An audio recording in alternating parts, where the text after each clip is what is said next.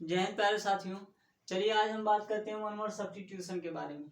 और जैसा कि आप जान रहे हैं कि वन वर्ड सब्स्टिट्यूशन आज आपका 4 से 5 दिनों से चल रहा है, तो आज हम कोशिश करेंगे कि 2 से 4 दिन में आपका समाप्त हो जाए, क्योंकि ये तो ब्रॉड चैप्टर होने की वजह से आपको बहुत ही ज़्यादा इस पर हमको वर्क करना पड़ रहा है, आपको समझाना पड़ रहा है। तो कोशिश यह करिए कि जो आपको पढ़ा दिया गया है वो आप रिवाइज करते रहिए, क्योंकि ये चैप्टर ही ऐसा है कि आपको इधर बताएंगे और आप देख कर चले जाएंगे, छोड़ देंगे तो रिपीट नहीं करेंगे तो भूल जाएगा, और भूलना ही सबसे बड़ी दिक्कत होती है मानव की। तो आप इसको रिवाइज करते रहिए। आइए चलते हैं, देखते हैं कि आज ये 10 सेंटेंस किस तरह से हैं और इनका वन वर्ड सब्स्टिट्यूशन बनता क्या है, इसके बारे में हम समझेंगे। सबसे पहले बात करेंगे, जैसे कह रहा है कि signal under martial law for people to remain indoors. कह रहा है कि जो सैनिक नियम होता है, मार्शल लॉ मतलब सैनिक नियम होता है, सिग्नल अंडर उनका संकेत होता है कि फॉर पीपल लोगों के लिए, टू रिमेन मतलब अंदर रहे, टू रिमेन मतलब रहे, इंडोर्स मतलब अंदर। Martial law signal under martial law सैनिक नियम का जो संकेत है, फॉर पीपल लोगों के लिए, टू रिमेन मतलब रहे, इंडोर्स मतलब अंदर, उसको एक शब्द में क्या कहते हैं, उसको इसके बारे में आप बताइए। तो signal under martial law for people to remain indoors, ऐसा सैनिक का जो संकेत है, अर्थात लोग सैनिक का जो आप ये है ऑर्डर है कि लोग अपने घर के अंतर्गत अंदर रहें, बाहर ना निकलें, उसको एक शब्द में क्या कहेंगे, तो उसको एक शब्द में कर्फ्यू आप बोल सकते हैं। जैसा अगर आप एग्जाम्पल के माध्यम से ले सकते हैं, तो जैसे कोरोना काल में आप देख रहे थे कि जगह जगह आपकी पुलिस लगी हुई थी, और आर्मी कैंप भी ऐसे थे कि बहुत जगह लगाए गए थे ताकि लोग बाहर ना निकलें। तो वो भी एक तरह से आप कर्फ्यू के एग्जाम्पल में उसको आप ले सकते हैं, क्योंकि इससे बड़ा एग्जाम्पल कुछ नहीं हो सकता। क्योंकि जब लॉकडाउन लगा था तो कोई भी व्यक्ति अपने घर के बाहर कम ही जाते थे। तो पहले तो ये हुआ signal under martial law for people to remain indoors, ऐसा संकेत, सैनिक संकेत जिसकी वजह से लोग अपने घर के अंतर रहे, उसको एक शब्द में कर्फ्यू कहा जाता है। क्या कहते हैं, एक शब्द में कर्फ्यू कहा जाता है। अब दूसरे की बात करें इसी तरह से, दूसरा कह रहा है ए शॉर्ट जर्नी, एक छोटी यात्रा, ए शॉर्ट एक छोटी, जर्नी मतलब यात्रा, फॉर प्लीजर आराम के लिए, एक छोटी यात्रा को एक शब्द में क्या कहेंगे, तो उसको एक शब्द में आप कहेंगे एक्सकर्जन। एक्सकर्जन का अर्थ होता है सैर सपाटा, एक्सकर्जन का अर्थ होता है सैर सपाटा। जैसे आप सुबह सुबह में टहलने जाते होंगे, घूमने टहलने जाते होंगे, तो ऐसा थोड़ी कि आप निकलते हैं घर से और निकल करके 30 किलोमीटर चले जाते हैं, ऐसा नहीं है ना। आप जाते हैं घूमने टहलने के लिए 1 किलोमीटर, आधे किलोमीटर के लिए जाते हैं, तो एक शॉर्ट जर्नी हो गई, छोटी जर्नी हो गई। जब ये छोटी जर्नी आपकी हो गई, उसी को आप सैर सपाटा, एक्सकर्जन एक शब्द में कह सकते हैं। तो उसको a short journey for pleasure, आनंद के लिए छोटी सी यात्रा क्या कहलाती है, एक्सकर्जन। क्या कहेंगे, एक्सकर्जन। एक्सकर्जन का अर्थ होता है सैर सपाटा। क्या होता है, सैर सपाटा होता है। आइए हम तीसरे की बात करते हैं। तीसरा कह रहा है कि science dealing with heredity. Heredity का अर्थ होता है वंशानुगत। ऐसा विज्ञान जो वंश के बारे में बताता है, उसको एक शब्द में क्या कहते हैं, इसके बारे में आप बताइए। कह रहे हैं साइंस डीलिंग विद हेरिडिटी, ऐसा विज्ञान जो वंश के बारे में, या जैसे हेरिडिटी का मतलब वंशानुगत चली आ रही पीढ़ी दर पीढ़ी के बारे में बताता है, उसको एक शब्द में क्या कहेंगे, इसके बारे में आप बताइए। इसको एक शब्द में कहेंगे जेनेटिक्स। जेनेटिक्स का अर्थ होता है कि वंशानुगत, जिसको आप शॉर्ट फॉर्म में कोई जीन भी कह सकते हैं, जेनेटिक्स को। ठीक है, इसको आप ध्यान में रखिए। कह रहा है साइंस डीलिंग विद हेरिडिटी, जो ऐसा विज्ञान जो वंश के बारे में अध्ययन करता है या बताता है, उसको एक शब्द में क्या कहते हैं, उसको एक शब्द में जेनेटिक्स कहते हैं। ठीक है, आगे आगे देखते हैं। कह रहा है science of mechanical and industrial arts, मतलब ऐसा विज्ञान जो मैकेनिकल और इंडस्ट्रियल कलाकारी के बारे में बताता है, आर्ट्स के बारे में बताता है, उसको एक शब्द में क्या कहते हैं उसके बारे में आप बताइए। कह रहे हैं ऐसा विज्ञान जो मैकेनिकल, यांत्रिक विज्ञान और इंडस्ट्रियल उद्योग विज्ञान के बारे में, उद्योग के बारे में जो बताता है, कला के बारे में बताता है, उसको क्या कहते हैं? उसको टेक्नोलॉजी कहते हैं। क्या कहते हैं? टेक्नोलॉजी कहते हैं। टेक्नोलॉजी का हिंदी अर्थ होता है शिल्प विज्ञान। क्या होता है? शिल्प विज्ञान। इसका अर्थ होता है, तो science of mechanical and industrial arts is called technology in one words. आइए आगे देखते हैं। आगे कह रहा है शोविंग मतलब दिखाना, डिसऑर्डर मतलब अत्यधिक दुख दिखाना, फॉर रॉन्गडूइंग आपने कुछ ऐसा कार्य कर दिया है जो गलत है, उसके लिए आप जो है बहुत अंदर से तकलीफ है आपको, आप बहुत ज़्यादा दुखी हैं, उसको एक शब्द में क्या कहेंगे? उसको एक शब्द में क्या कहेंगे आप? कंट्राइट। कंट्राइट का अर्थ होता है, कंट्राइट का अर्थ होता है पश्चाताप करना। क्या कहते हैं? प्रायश्चित करना या पश्चाताप करना, उसको हम कहते हैं। शोविंग डीप सारो अत्यधिक दुख व्यक्त करना, फॉर रॉन्ग डूइंग कोई गलत काम आप कर दिए हैं, उसके लिए बहुत ही ज़्यादा अंदर अंदर आप दुखी हो रहे हैं, तो उसको एक शब्द में क्या कहेंगे? तो उसको एक शब्द में कहेंगे कंट्राइट। क्या कहेंगे भैया?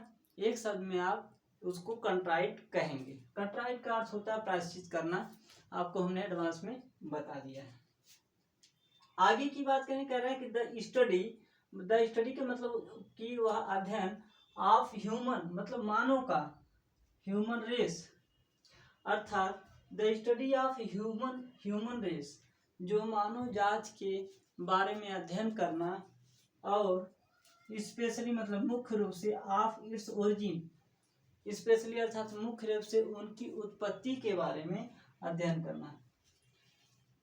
The study of human race मानव जात के बारे में अध्ययन करना, स्पेशली ऑफ इट्स ओरिजिन मुख्य रूप से उनके उत्पत्ति के बारे में अध्ययन करना, डेवलपमेंट अर्थात विकास के बारे में बात करना, या कस्टम उनके रीति रिवाज के बारे में बात करना, और बिलीव्स उनके विश्वास के बारे में बातें करना, ये एक शब्द में इसको क्या कहते हैं?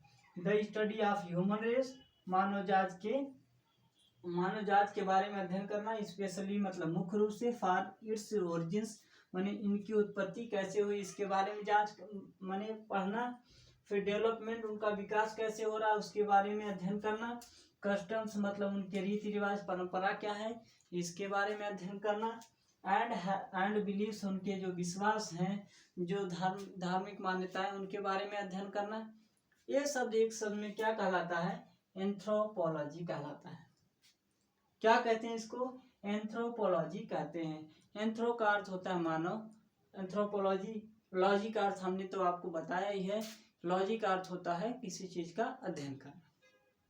क्या होता है? किसी चीज का अध्ययन करना। आइए आगे देखते हैं। आगे कह रहा है राइज और फॉल, उठना या गिरना, उठना या गिरना। राइज मतलब उठना और फॉल मतलब गिरना, इन द लेवल ऑफ सी जो समुद्र की सतह है, समुद्र की सतह का जो पानी है उसके पानी का लेवल उठना या गिरना, उसको एक शब्द में क्या कहते हैं उसके बारे में आप बताइए।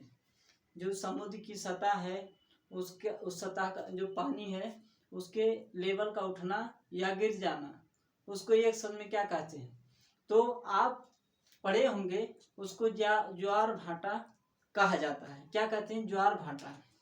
ज्वार भाटा का अर्थ होता है वही समुद्र की जो ऊंचाई मतलब जो पानी का जो सतह होता है उसका ऊपर उठना और नीचे चला जाना, उसको ही आप ज्वार भाटा कहते हैं, जिसको एक शब्द में टाइड कहा जाता है। क्या कहते हैं? टाइड, TIDE, टाइड, चमकते रहना। समझ रहे हैं? तो राइज और fall in the level of sea अर्थात उठना और गिर जाना, in the level of sea जो समुद्र का सतह है उसके लेवल का ऊपर उठ जाना या लेवल का नीचे गिर जाना, आपका एक शब्द में टाइड कहलाता है। टाइड का अर्थ होता है ज्वार या भाटा, ज्वार भाटा। आगे देखते हैं। आगे कह रहा है साइंस ऑफ बर्ड्स, जो चिड़ियों का विज्ञान होता है उसको एक शब्द में क्या कहते हैं, इसके बारे में आप बताइए। साइंस ऑफ बर्ड्स, चिड़ियों का जो विज्ञान है उसको एक शब्द में क्या कहेंगे, उसको एक शब्द में कहेंगे ऑर्निथोलॉजी। क्या कहेंगे, ऑर्निथोलॉजी कहेंगे। ऑर्निथो का अर्थ होता है पक्षी, लॉजी का अर्थ होता है अध्ययन करना। ऑर्निथो का अर्थ होता है पक्षी, लॉजी का अर्थ होता है अध्ययन करना। साइंस ऑफ बर्ड्स, जो चिड़ियों का विज्ञान है उसको एक शब्द में क्या कहेंगे, उसको एक शब्द में कहेंगे ऑर्निथोलॉजी, ऑर्निथोलॉजी कहेंगे। ठीक है, आगे देखते हैं। आगे कह रहा है साइंस ऑफ क्लाइमेट, जो क्लाइमेट आपकी जलवायु होती है उसका विज्ञान आपका क्या कहलाता है एक शब्द में, उसके बारे में आप बताइए। साइंस ऑफ क्लाइमेट, जो जलवायु का विज्ञान है उसको एक शब्द में क्या कहेंगे, तो क्लाइमेटोलॉजी कहते हैं। जलवायु विज्ञान कहते हैं उसको एक शब्द में कहेंगे, एक शब्द में क्या कहेंगे, क्लाइमेटोलॉजी, जलवायु विज्ञान कहेंगे।